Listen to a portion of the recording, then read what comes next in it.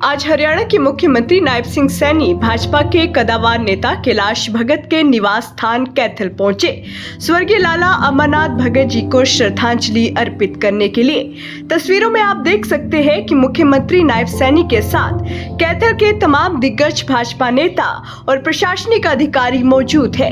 शोक की इस घड़ी में पूरा शहर अमरनाथ भगत जी के योगदानों को याद कर रहा है। लाला अमरनाथ भगत कोई साधारण नाम नहीं थे, बल्कि वे आरएसएस के एक पुराने और समर्पित स्वयं सेवक थे।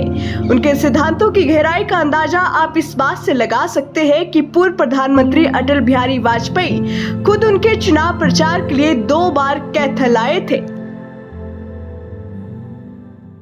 माननीय मुख्यमंत्री नायब सैनी जी यहाँ आए और साथ ही उनके हमारे पुराने साथी हमारे मंत्री कृष्ण पंवार जी भी साथ पहुँचे। वो आज बड़े बाबूजी के लिए एक श्रद्धांजलि देने के लिए यहाँ पे आए और उन्होंने भी एक ही बात कही कि उन्होंने अपना सारा जीवन जो है वो एक राष्ट्र के लिए लगाया था और वो एक प्रेरणा स्रोत था और हमारी पार्टी के लिए, क्योंकि उन्होंने शुरू से अटल जी से आडवाणी जी के साथ शुरुआत पूरी अपनी ज़िंदगी जो है वो शुरू में आरएसएस में और बाद में जनसंघ से और बाद में उसके बाद जब बीजेपी बनी तो बीजेपी में आके उन्होंने किया। उनके अपने कार्यकाल के अंदर भगवान राम के मंदिर के लिए जब वहाँ पे संघर्ष हो रहा था तो मेरी माताजी भी और बाबूजी भी दोनों उसके अंदर उन्होंने पूर्णतया वहाँ पे उसके अंदर सहयोग दिया। और माताजी के तो बिल्कुल पास से जो गोली चली थी वो पिछले आदमी को लगी।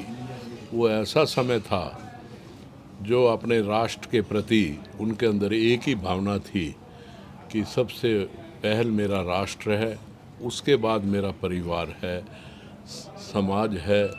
उन्होंने समाज की हर लिहाज से सेवा करने का काम किया और अपने परिवार को भी एक ऐसी प्रेरणा दी। और मैं ये बात कहता हूँ कि जब संस्कार हुआ, हमारे को आज अपने शहर पे इतना गर्व है कि शहर ने इतना मान सम्मान दिया जो मेरी सोच से कहीं आगे था।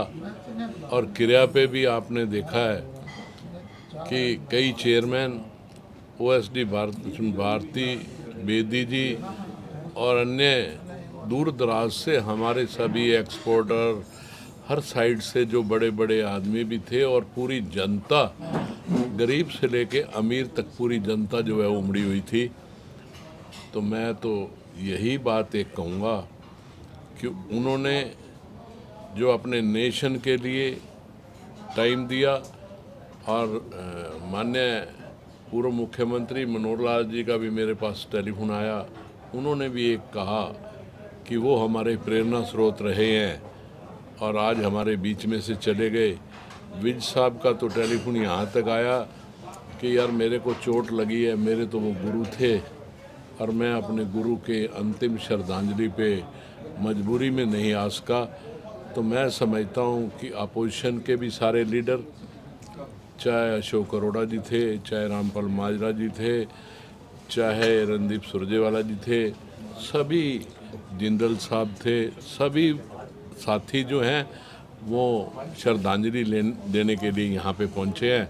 मैं सभी का आभार भी व्यक्त करता हूँ और अपने शहर का तो खास करके पूर्णतः रूप से एक आभार व्यक्त करता हूँ कि जितना मान सम्मान तुमने दिया इससे ज़्यादा कोई दे नहीं सकता। और मैं पूरी कोशिश करूँगा कि उन्होंने जो प्रेरणा दी है उसके आगे उसी हिसाब से काम करके हम उनके नाम को उसी तरीके से अमर रखेंगे।